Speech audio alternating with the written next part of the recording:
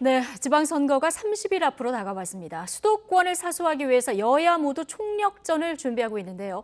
윤심 대 명심 대결도 관전 포인트입니다. 여론조사 속 민심과 정치권 주요 이슈 짚어보겠습니다. 자, 김영준 명지대 교수, 배종찬 인사이트K 연구소장 두 분 모셨습니다. 어서 오십시오. 안녕하십니까? 안녕하세요. 예, 안녕하십니까? 자, 6일 지방선거 여야 모두 서울, 경기, 인천 이 수도권에 사활을 걸고 있는데 김영준 교수님. 대선 연장전이라고 보면 되겠죠? 그렇죠. 대선 끝나고 나서 뭐 석 달도 안 돼서 선거를 치르다 보니까 그리고 새 정부 출범하고 나서 20일 만에 이제 치러지는 네. 거거든요. 아마 역대 가장 짧았을 거예요. 98년도 육사지방선거는 김대중 정부가 2월 25일 날 출범하고 나서 치러졌기 때문에 그래도 한 4달 지난 다음에 됐는데 이렇게 예. 짧은 기간 내에는 처음이라서 대선 연장전이다. 더 나가서 윤석열 대 이재명의 뒤에서 보이지 않는 대리전이다. 그러니까 참 바람직한 거는 아닌데요. 또 예. 선거라는 거는 뭐 각각 지지층들이 있기 때문에 그 지지층 결집을 가지고 이제 싸울 수밖에 없는 이런 상황이라 그래서 이제 하나 흥미로운 거는 지난 대통령 선거 때 17개 시도 가운데요. 네. 윤석열 후보가 10곳에서 이겼습니다. 예. 그리고 이재명 후보가 7곳에서 이겼는데 인천과 경기를 이재명 후보가 이겼거든요. 그래서 결국 인천과 경기가 아마 이번 6.1 지방선거의 최대의 격전지가 될 수 있을 가능성이 크지 않을까라는 생각을 좀 합니다. 그래서 인천과 경기 여론 흐름 굉장히 이제 관심인데 어쨌든 대선 이후에 지금 지방선거까지 기간도 굉장히 짧고요. 그리고 대선 때 격차도 워낙 좁았기 때문에 그렇죠. 네. 자, 이 명심 대 윤심 이 대결에서 누가 승자가 될까? 자, 이 부분이 관심인데 특히 경기 지역이 가장 관심입니다. 좀 네. 오늘 나온 갤럽 중앙일보 여론조사 결과를 좀 보시겠습니다. 김동연, 김은혜 두 후보 사이의 격차를 보면요. 0.1%포인트 차. 뭐 쭉 두고 봐야 되겠습니다만 지금 흐름상으로는 굉장히 초접전이거든요. 그러니까요. 예. 이게 이제 이른바 대선 때도 우리가 깻잎 반의 반장 대전이다 네. 이렇게 얘기를 했는데 이번에는 정말 깻잎 반의 반장 대첩이다. 네. 오히려 더 치열해졌다. 이렇게 볼 수밖에 없는 것이 대선과 다른 것 중에 하나는 여기가 이제 경기도니까 양김 대결이 됐습니다. 김동연, 김은혜. 또 남녀 대결이에요. 대선 때는 그래도 남남 대결이었잖아요. 남녀 대결입니다. 그러다 보니까 오히려 남성 표심은 대선 때처럼 국민의힘 김은혜 후보 쪽으로 더 많이 가고 예. 또 여성 표심은 대선 때처럼 또 이재명 후보에게 갔었던 것처럼 김동연 후보에게 또 많이 가는 여론조사 결과 나오고 있거든요. 네. 말 그대로 여기서 펼쳐지는 두 사람의 대결이 두 사람의 대결이 아닌 거죠. 예. 말 그대로 김영주 교수님 말씀대로 대선 접하다. 명심 대 윤심, 윤심 대 명심의 대결이다. 그러니까 네. 이런 변수가 여러 개가 있으면 더 복잡해질 수밖에 예. 없습니다. 우리가 이제 대선이나 또는 어떤 선거든 간에 예측을 좀 쉽게 가져가려면 변수가 영향을 주어주는 변수가 적어야 되거든요. 그런데 지금은 남녀 대결, 더군다나 이 대선 때의 여파가 진행되고 있고 윤심, 명심 대결, 또 경기도는 예. 다른 지역보다도 유권자가 많은 핫플레이스거든요. 그러다 보니까 여기는 앞으로도 다른 지역보다도 더 복잡해질 거예요. 예. 그래서 끝까지 예. 6월 1일까지도 판세를 알기가 어려운 것이 바로 경기도가 될 걸로 보입니다. 예. 지금 배종찬 소장님 짚어주셨는데 이게 연령별, 성별로 조금 자세히 들여다보면은 일단 20대, 30대, 40대는 김동연 후보, 50대는 좀 팽팽하고요. 60대는 김은혜 후보가 좀 압도적으로 높은 이런 여론 흐름을 보이고 있고요. 성별로 보면은 남성은 김은혜 후보에게 그리고 여성은 김동연 후보에게 지금 마음을 열고 있는 이런 모습인데 네. 역시 이제 대선 때 패턴이 그대로 유지되는 이런 모습이에요. 비슷한데요. 예. 이 두 가지가 흥미로운데 네. 하나는 실은 방송 3사가 출구 조사를 했잖아요. 예. 그 경기도 지역만 딱 뽑고 보면은 20대에서 당시에 이재명 49.6 그리고 윤석열 43.9였었어요. 20대에서 이재명 후보가 앞섰고 네. 30대에서는 47.5 대 47.5로 아주 굉장히 박빙이었어요. 지금도 그런 비슷한 구도가 나오는 것 같은데 지금 저 도표로 보면은 30대에서 차이가 많이 나오고 있는 거예요. 벌어졌네요. 그 경기도 예. 지역과 지난 대선과 비교를 해봤을 때. 예. 그래서 실제로 보면은 2012년도 박근혜 후보와 문재인 후보가 격돌했을 때 대한민국에 처음으로 결국은 2040 대 5060 구도가 만들어졌던 거예요. 예. 그런데 그 이후로 2016년서부터 계속해서 민주당이 승리한 4.7 재보궐선거 이전까지만 해도요.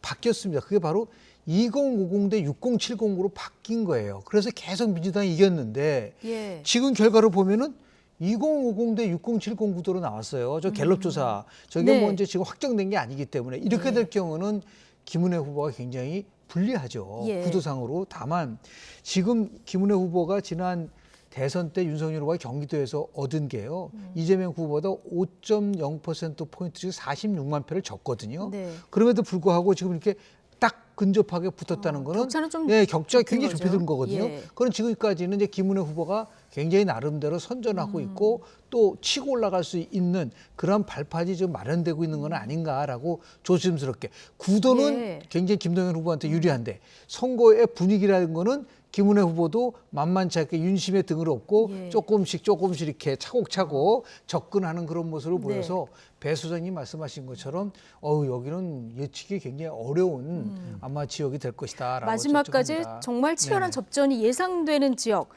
50대 그리고 중도층 표심이 굉장히 중요해 보이는데 서울시장은 좀 민주당의 고전이 좀 예상됩니다. 돌고 돌아서 송영길 전 대표가 후보로 네. 확정이 되긴 했는데 지금 여론 흐름으로 보면 오세훈 현 시장하고 격차가 좀 많이 벌어져 있는 이런 상황이에요. 그럴 수밖에 없죠. 우리가 네. 이게 선거는 아까도 말씀드렸듯이 어떤 영향 변수가 어느 후보 쪽으로 더 많이 가 있느냐 네. 이걸 보시면 되는 겁니다. 그러니까 이른바 민주당 경우에는 자중질환을 겪었거든요. 송탐 대실 그랬는데 도로 송대가 돼버렸어요. 도로송대. 도로 예. 송대가 돼버렸거든요. 근데 자 여기 한번 구도를 보자고요. 구도를 보면 역시 마찬가지로 대선 얼마 지나고 난 이후에 지금 지방선거를 치르는 것이기 때문에 윤심 대 명심의 대결입니다. 그런데 지난 대선 때 윤심이 여기 서울의 경우에는 31만 표를 더 이겼단 말이에요. 네. 그런데 그 다음에 이제 변수가 뭐냐? 자, 오심입니다. 오심은 뭐냐? 오세훈 시장의 마음, 오세훈 시장의 자가 동력이 있는 거죠. 오세훈 시장 스스로의 오세훈 시장 현직 프리미엄이 있습니다. 예. 그런데 송심은 있느냐? 송심은 인천에 있겠죠. 그러니까 송심은 인천에 있다. 예. 오심은 서울에 있는데 송심은 인천에 있고 서울에서는 이제 넓혀가야 되는 거고 예. 마지막에 보면은 오 시장의 특징 중에 하나가 지나치게 보수적 성향으로 인식되지 않는다는 거예요. 그러니까 여기서 중요한 것은 지금 여론조사 결과도 보면 더 큰 격차를 나타내는 거 지난 재보궐선거 때보다 보궐선거 때보다 작년입니다. 더 크게 나타나는 이유는 중도층이에요. 예. 중도층이 오 시장 쪽으로 가 있다. 이건 또 부동산 이유도 있거든요. 그런 만큼 여러 가지 영향 변수를 보면은 오세훈 시장 쪽에 더 무게가 실리는 변수가 작동. 경기도와는 좀 다른 거죠. 그래서 더 큰 격차. 예. 오 시장이 송영길 후보보다는 더 큰 격차로 이기는 결과로 나타나고 있는 거죠. 그러니까 서울은 지금 젊은 층도 그렇고 중도층도 그렇고 오세훈 시장이 조금 앞서가는 이런 여론들이 네. 나오고 있는데 지난해 재보궐선거 때 오세훈 시장하고 박영선 후보 득표차가 18.3%포인트였거든요. 지금 본격 유세가 시작되면 이게 좀 좁혀질까요? 또 벌어질까요? 근데 양자 대결 구도로 가면 이제 통상적으로 굉장히 이제 좀 지지율이 좁혀져야 되는데도 불구하고 예. 이번에는 몇 가지 변수 때문에 기대하기가 좀 어려운 것 같아요. 네. 제일 큰 거는 선거라는 거는 이제 유권자로 하여금 미래에 대한 희망이라든지 또는 더 나아가서 정치가 갖고 있는 근본적인 원리가 좀 작동돼야 되는 건데요. 선거 패배 책임을 지고 물러난 대표가 예. 자기 지역구도 아닌 서울에 나왔다? 이걸 도대체 어떻게 설명을 할 수 있냐라는 거죠. 그러니까 지금 소영길 후보는 뭐라고 했냐면 아무도 안 나가려고 하니까 내가 나갈 수밖에 없었다는 얘기를 하지 않습니까? 예. 그거는 결국 뭐냐면 민주당 스스로가 서울 지역은 우리가 경쟁력이 없다는 걸로 스스로 얘기를 하고 있는 거기 때문에 굉장히 이제 어려움에 봉착될 수밖에 없고 다만 이런 걸 갖고 있겠죠. 이 과거에도 보면은 오세훈 시장하고 정세균 당시 후보하고 종로 선거했을 때 다 오세훈 후보가 이긴다고 했는데 종로에서 당시에 역전되는 경우가 예. 있었기 때문에 네. 그거를 생각할지는 모르겠으나 조금 전에 앵커께서 말씀하신 것처럼 지난 대통령 선거에서 서울에서 윤석열 후보가 31만 표로 이겼거든요. 네. 그리고 실제로 25개 그 구청장에 대한 분석을 해보면 지난 지방선거 때 2018년도에는 24곳에서 민주당이 이겼거든요. 예. 조훈이 구청장관 하나 이겼는데 지금은 10몇 곳이 다 윤석열 후보가 이긴 거로 나온단 말이에요. 그러니까 예. 훨씬 더 지난 재보궐선거나 과거보다는 좋은 분위기 속에서 선거가 치러지기 때문에 네. 아마 오세훈 후보가 앞서는 저런 거 특히 이제 관심 있는 거는 여론조사에도 보겠지만 이 30대에서 굉장히 차이가 많이 나거든요. 이런 것들이 아마 송영길 후보에게는 조금 어려움으로 다가서는 네. 게 아닌가라는 생각을 좀 합니다. 네, 서울시장 전망까지 해봤고요. 수도권의 마지막 남은 곳 인천. 네, 네. 자, 인천시장 여론 흐름은 지금 어떻습니까? 그러니까 인천은 이렇게 보셔야 될 것 같아요. 예. 현직 프리미엄이 있느냐. 여론조사 결과를 보면 현직 프리미엄이 별로 보이지 않는다. 예. 이게 박남춘 시장으로서는 후보로서는 가장 큰 위기죠. 왜냐하면 서울은 오세훈 시장 프리미엄이 나타나는데 네. 전통적으로 인천의 경우는 인천이 전국 선거 결과에 약간 지표 성격이 있어요. 예. 그러니까 상당히 팽팽합니다, 이 지역이. 네. 그러니까 윤심 대 명심이라도 팽팽한 거예요.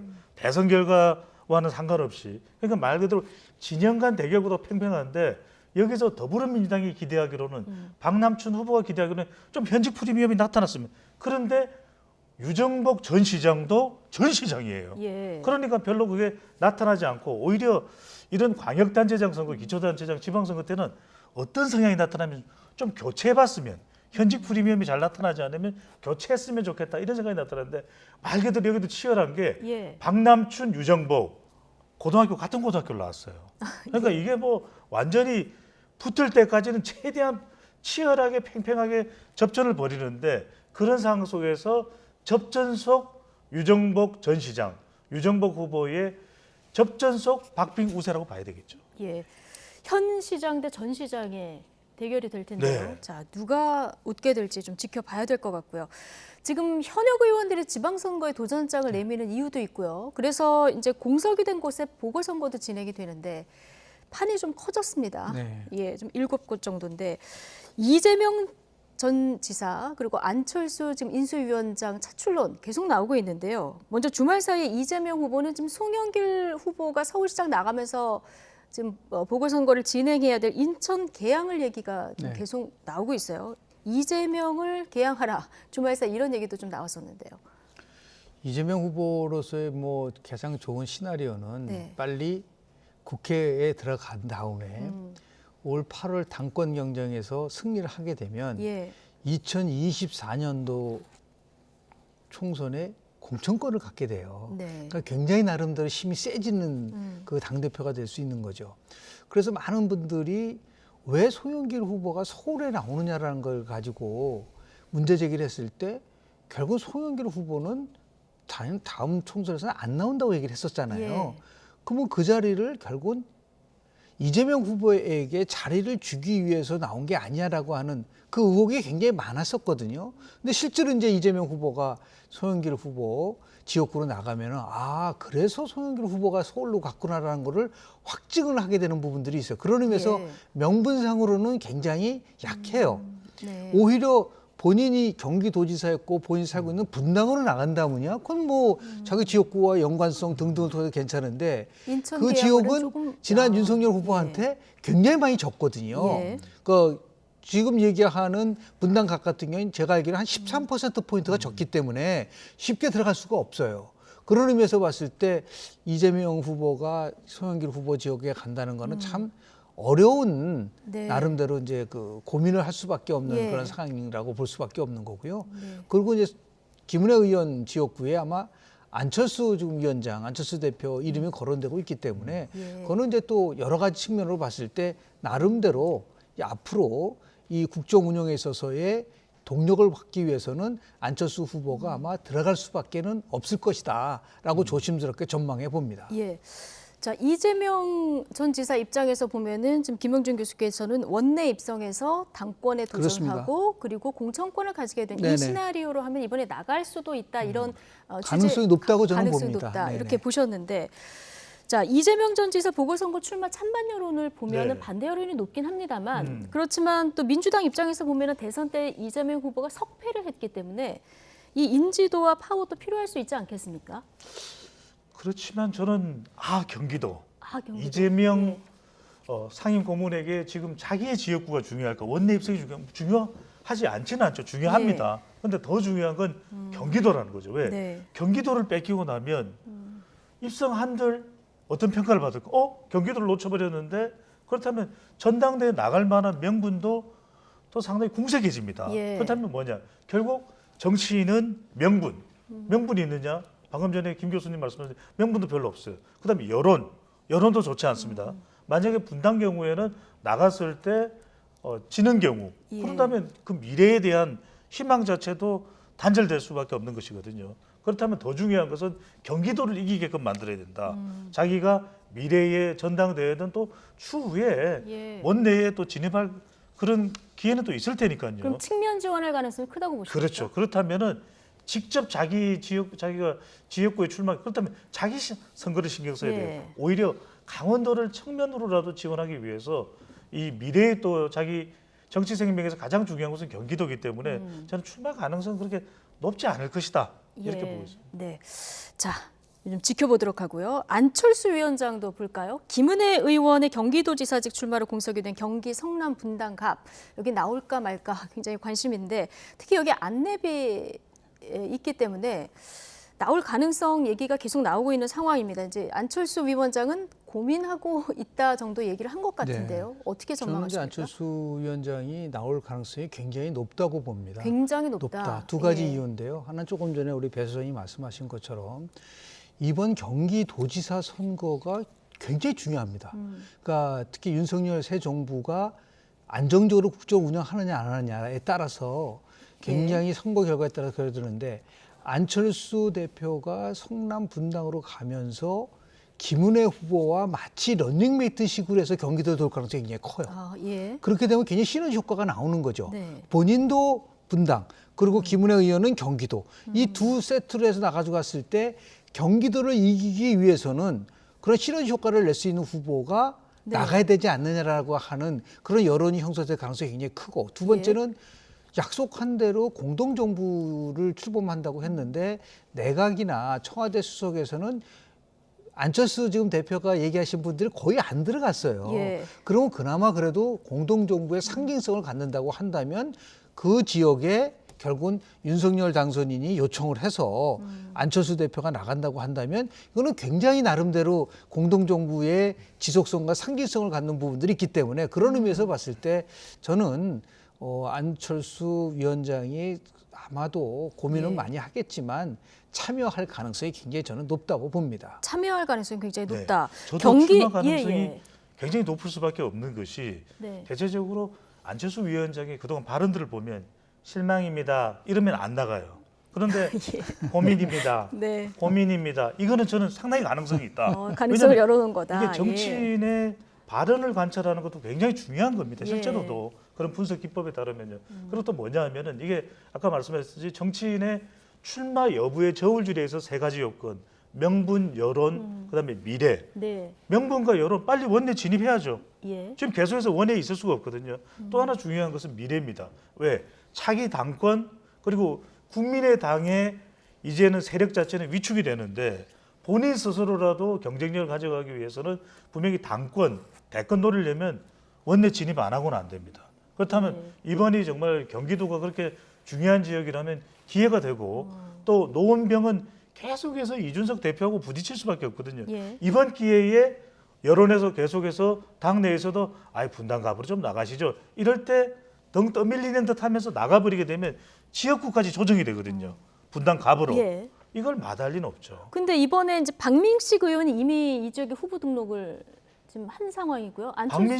박민식 전 의원은 부산이에요. 아, 그렇군요. 죄송합니다. 예. 물론 이제 여기 신청을 하는 걸로 알고 네. 있는데 기반은 부산인 거죠. 물론 기반이 예. 예. 그래서 저는 이 중량감이나 이런 걸 따져봤을 때 박민식 전 의원도 참 훌륭한 분입니다. 명분이 조금 예. 약하다 이런 얘기를 그렇죠. 해주시는 건데 그런데 내일까지 후보 등록인데 이제 내일까지 안 하면 전략 공천을 해야 되는 거 아니겠습니까? 그런데 이준석 대표는 지금 꽃가마 태워드릴 수는 없다 이 얘기를 했거든요. 전략 공천 안 한다는 얘기인데요. 빨리 공천 신청하라 이 이야기겠죠. 빨리 공천 신청해라 내일까지. 예. 근데 지금 이제 공천관리위원장이 윤상현 의원이거든요.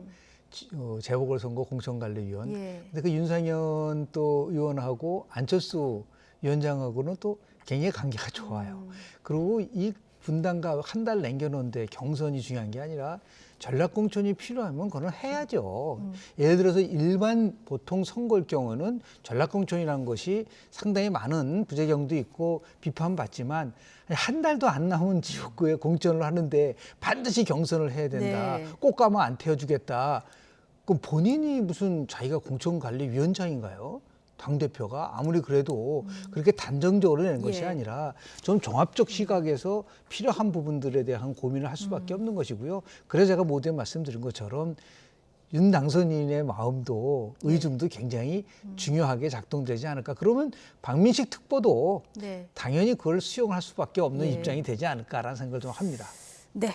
자, 이재명 전 지사 그리고 안철수 후보가 도전장을 내밀지 좀 지켜보도록 하고요. 자, 지방선거 지금 5월 다음 주면 새 정부가 출범을 하는데 국정 운영을 잘하냐 못하냐, 자, 이것도 굉장히 큰 영향을 미칠 텐데요. 자, 오늘 발표된 KSOI 리얼미터를 보면은 국정 운영 전망 수치에 조금 차이가 있긴 합니다. 자, 어떻게 보면 될까요? 그래서 이 국정 수행 기대감입니다. 네. 근데 날짜가 가까워지고 있죠. 그러면 그 기대감도 커질 수밖에 없는 것이죠. 조사 결과를 보더라도 직전 조사에 비하면 한국 사회여론연구소의 결과는 이제 50%대로 올라왔습니다. 여기에는 뭐 여러 가지 이유가 있겠죠. 하지만 이제 날짜가 가까워진다는 그 이유, 시기성, 이 부분도 클 테고요. 예. 또 하나는 리얼미터 이제 좀 비슷한데요? 그렇죠. 이제 이벤트 효과인데 예. 이벤트 효과는 또 청와대 개방도 있을 거예요. 지금 예. 대대적으로 홍보를 하고 있거든요. 또 하나 이제 다른 조사는 그렇게 국정 수행 기대감이 높지는 않지만 조사 시점이 살짝 다르긴 합니다. 그러니까 앞서 이제 50%대로 올라선 국정 수행 기대감이 더 최근의 것이에요. 예. 그러니까 시기적으로 더 가까워진다는 것도 있을 수 있고, 또 그리고 한편으로는 지금 그렇다고 해서 국정 수행 기대감이 특별히 더 내려간 것도 아닙니다. 그거는 왜냐하면 좀 정지 작업을 하면서 더 올라갈 수 있는데 지금 그래도 더 올라가지 못하는 이유는 인사 논란이겠죠. 바로 이 인사 부분이 가장 크게 걸려 있는데 이걸 어떻게 돌파하느냐에 따라서 국정 수행 기대감, 그리고 곧 네. 이제 취임식이 있기 때문에 이제는 대통령의 신임 대통령의 지지율로 나타나겠죠. 예, 좀 인사 논란 말씀하셨으니까 이 얘기 좀 해볼 텐데 새 정부 출범까지 지금 8일 남았고요. 오늘도 지금 청문회 일정이 줄줄이 지금 진행되고 있는 상황인데요. 인사 문제, 당선인 국정 수행 전망에 영향을 미쳐온 게 사실이죠. 어제 대통령실 인선도 마무리가 됐는데요. 윤석열 정부 1기 구성을 놓고 여러 평가가 또 나오고 있습니다. 박성원 앵커의 앵커 리포트로 보고 오시겠습니다. 네, 윤석열 대통령 당선자가 어제 첫 대통령실 조직과 인선안을 발표했죠. 전체적인 기조를 보면 문재인 정부 3실 8수석 체제에서 민정수석실 폐지 등 2실 5수석으로 줄여 대통령실 슬림화를 분명히 했습니다. 조직도로 구체적인 내용 살펴보시죠. 크게 보면 비서실과 국가안보실 두 축이 있죠. 김대기 비서실장 산하 정무, 시민사회, 홍보, 경제, 사회수석 등 5수석 체제입니다. 그리고 김성한 국가안보실장 산하 김태효 1차장과 신인호 2차장이 있고 외교, 안보, 통일, 경제안보 비서관 등이 대통령실을 채웁니다. 이번 인선 스타일에 대한 평가는 어떨까요?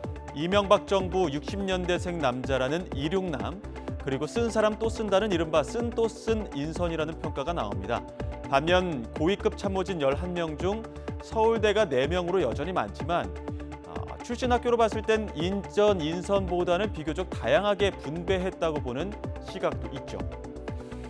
참모진 인선을 지역별로 보면 호남 출신이 보이지 않습니다. 여성은 강인선 대통령실 대변인 내정자가 유일하죠. 그리고 전공별로 살펴봐도 이공계 전문가는 흔치 않습니다. 주로 인문계에 편중됐는데요.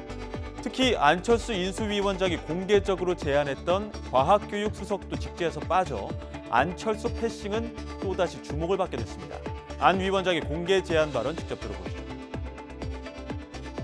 사실 다음 정권에서 가장 중요한 역할은 미래 먹거리를 찾는 것이고 4차 산업혁명 시대의 인재를 키우는 일인데 그것을 하기 위한 가장 큰 상징 중에 하나가 과학교육 수석이 될 수 있다. 그것 자체가 이 정부가 미래에 대해서 그전 문재인 정부와는 다른 점이라는 걸 보여줄 수 있지 않습니까? 그 부분에 대해서 간곡하게 말씀을 드렸고 생각해 보겠다는 답변을 받았습니다. 간곡한 이야기에도 이렇게 패싱 논란이 나오자 윤 당선인 측이 입장을 밝혔는데요. 교육과학비서관이 있는 만큼 굳이 과학교육수석을 따로 만들 시점은 아니라는 겁니다. 다만 대통령실 규모는 조정될 수 있다며 여지를 남겨두긴 했는데요. 안철수 위원장도 이에 대해 아직 대통령실 자리가 150석 정도밖에 들어갈 공간이 없다며 공사 이후 더 많은 사람들이 들어갈 수 있게 되면 조직도 늘어나고 필요한 부분도 생길 것이라며 패싱설 진화에 나섰습니다. 어찌됐든 대통령실을 조금 더 겸손하게 꾸리자는 게 현재 윤 당선인의 의지라고 장제원 당선인 비서실장이 설명했는데요.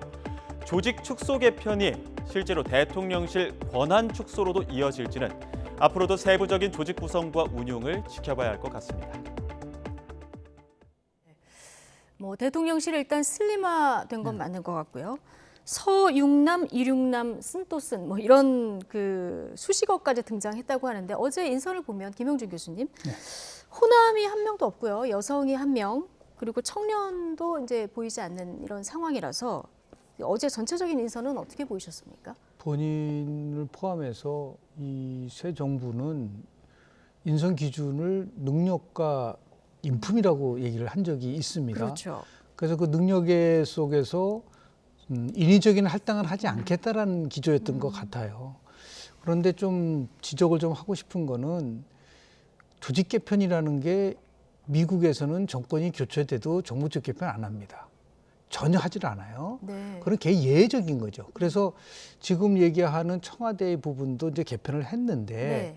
한 1년 정도 운영을 해보고 문제가 있다면 다시 바꿔야 돼요. 예. 그 자기가 보자 일을 해보고 나니까 이런 부분은 교육성은 정말 필요하구나라고 하는 거고요. 지금 이번 윤석열 정부에서 다른 정부와의 차이점이라고 한다면 청와대를 슬림화시키는 게 별로 의미가 없다. 왜냐하면 책임 총리, 책임 장관제를 우선으로 하기 때문에 청와대가 과거처럼 모든 것을 움직일 수 있는 힘이 있는 게 아니거든요. 네. 그렇기 때문에 정말 이번 윤석열 정부에서의 청와대는 비서로서의 역할, 그러니까 청와대 중심의 정치가 이루어지지 않고 내각 중심의 정치가 되기 위해서 그 부분을 어떻게 보강해 줄 거냐에다가 맞춰줘야지 슬림화 시켜놓고 나서 과거와 똑같이 한다면 오히려 거꾸로 이건 권한이 확대되는 거죠. 예. 근데 그런 면들, 그러니까 우리가 얘기하는 공간이 사고도 인식도 영향을 준다고 하지만 조직 문화가 훨씬 더 영향을 많이 주는 거거든요. 그런 면에서 봤을 때 과거에 아주 굉장히 제왕적인 형태의 조직 문화를 해소시키지 않으면 아무리 슬림화시켜도 바뀐 것을 느끼지 못할 정도니까 더욱더 정말 이번 청와대의 인선과 그리고 거기에 걸맞는 나름대로의 성과가 저는 있어야 될 거라고 저는 봅니다. 슬림화시키는 게 꼭 제왕적 그 어떤 문화를 탈피하는 건 아니다 이런 얘기를 좀 해주셨는데 민정수석실은 공약대로 좀 폐지는 했는데요. 네.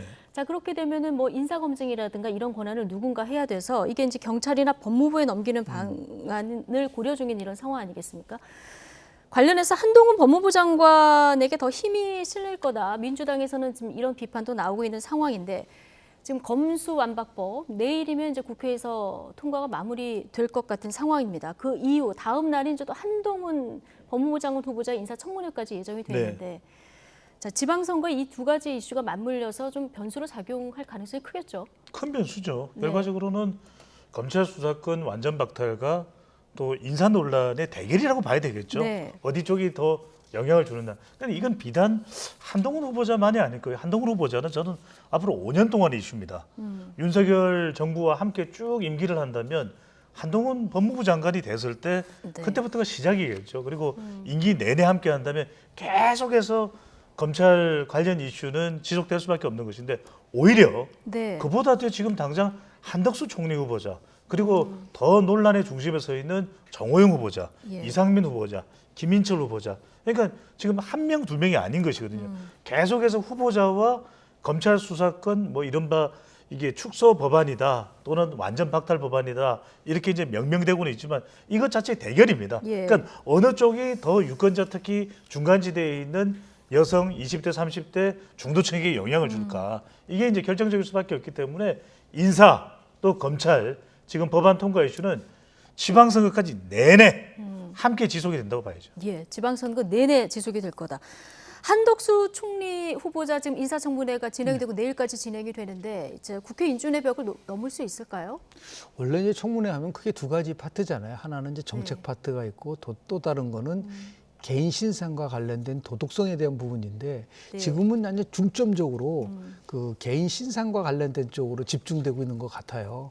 지금 뭐 몇 가지 핵심적 쟁점은 뭐 압축해서 말씀을 네. 드리면 한덕수 후보자가 퇴임 이후에 예. 뭐 대형 로펌에 간 거라든지요. 그 과정 속에서 과연 이해 충돌의 요소가 있는지 예. 아니면 전관 이유가 있는 것인지에 대한 부분으로 압축되거든요. 그래서 이 부분에 대해서 명쾌하게 후보자가 밝힐 필요가 있어요. 그렇지 않으면은 국회에서 인준 투표를 하게 네. 돼 있잖아요. 국무총리. 그래서 그런 면에서 좀 더 신중하게 접근해야 되지 않을까 생각을 합니다. 예.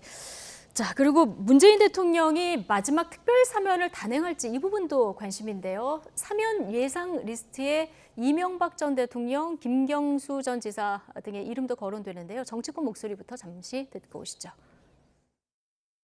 대통령 사면권은 신중해야 된다 봅니다. 네. 헌법적 권한이긴 하지만 이명박 사면에 대해서는 상당한 국민적 반발이 있지 않을까 이렇게 생각합니다.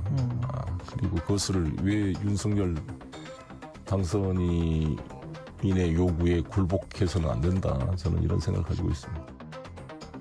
편의점에서 물건 사듯이 1+1, 2+1도 아니고 MB 사면을 논하는데 김경수 전 지사의 사면을 같이 논한다는 것 자체가 저는 국민들이 많은 비판이 있을 거라고 생각되고요. 물론 개별 건건이 MB 사면도 뭐 대통령께서 검토하실 수 있고 김경수 전 지사에 대한 사면도 검토하실 수 있겠지만 이것을 정치적 흥정의 대상으로 생각하는 순간 저는 비난의 여지가 많다고 생각합니다. 자, 임기 말 특별 사면이 단행될까? 자, 이 부분 관심인데 일단 찬반 여론을 좀 보실까요? 이명박 전 대통령 찬반을 보시면 찬성 40.4 대 반대 51.7. 이재용 삼성전자 부회장은 지금 찬성이 압도적으로 높습니다. 그리고 김경수 전 경남지사, 정경심 전 동양대 교수 이 두 분은 반대가 좀 압도적으로 높은 이런 상황인데요. 자, 두 분께 전망을 좀 여쭙겠습니다. 일단 특별 사면이 단행될까? 단행된다면 누구까지 될까? 자, 배종찬 소장님. 저는 단행된다. 단행된다. 그리고 문재인 대통령의 마지막 사면입니다. 예. 이제 더 이상 하고 싶어도 못 하거든요. 임기가 지나고 나면 저는 4명을 다 한다. 4명을 왜 다 그러냐? 한다. 예, 예. 왜 그러냐면 지금 이재용 부회장에 대한 사면 찬성 여론이 가장 높습니다. 그렇다면 이렇게 찬성이 높은데 안 할 수 없거든요. 예. 그렇다면 이재용 부회장 하는데 정치 관련 인사들 이명박 전 대통령, 김경수 전 지사, 정경심 전 교수 어느 한 명도 지금 찬성 여론이 반대보다 더 높지 않은데 안 할 수가 없는 것이 예. 이명박 전 대통령 하는데 김경수 전 지사는 문재인 대통령 스스로에 관련된 내용입니다. 그리고 조국 전 장관도 문재인 대통령은 스스로의 책임이 있다고 보거든요. 그렇다면 저는 한다면 또 할 수밖에 없고 할 수밖에 없다면 예. 다 할 수밖에 없다고 봅니다. 단행된다면 4명 다. 김영준 교수님 어떻게 전망하십니까? 거기다 이석기 이석기 전 통진당 통진당의 대표도 할 가능성이 굉장히 높다고 봐요. 그러니까 먼저 마지막이기 때문에 어떤 그다음 비난은 퇴임 후에 받겠다라는 부분들인데 하나 흥미로운 건 한번 보세요. 아까 송영길 전 대표가 이명박 대통령에 대한 찬성보다 반대가 높다고 하는데 김경수, 정경심 씨랑 비교를 한번 해보십시오. 예. 이명박 후보 찬성은 40.4인데 이명박 전 김경수 대통령, 28.8, 예. 정경심 30.5밖에 안 되잖아요. 예. 그리고 반대가 훨씬 높습니다. 그럼에도 불구하고 이명박 후보는 안 된다라는 그 논리는 도대체 어디서 나오는 건지 네. 그런 의미에서 봤을 때 이거는 도덕적인 측면에서는 사면이 아니고요. 고도의 정치적 결단이기 때문에 네. 뭐 마음에 빚진 사람한테 결단을 하지 않을까라는 예. 그런 생각을 좀 하게 됩니다. 고유의 권한인 만큼 이 4명 더하기 이석기 전 의원까지 다 할 가능성이 높다고 저는 봅니다. 예, 알겠습니다. 두 분의 전망까지 들어봤습니다. 김영준 명지대 교수, 배종찬 인사이트 K 연구소장 오늘 두 분과 여론 분석해봤습니다. 고맙습니다. 네. 감사합니다.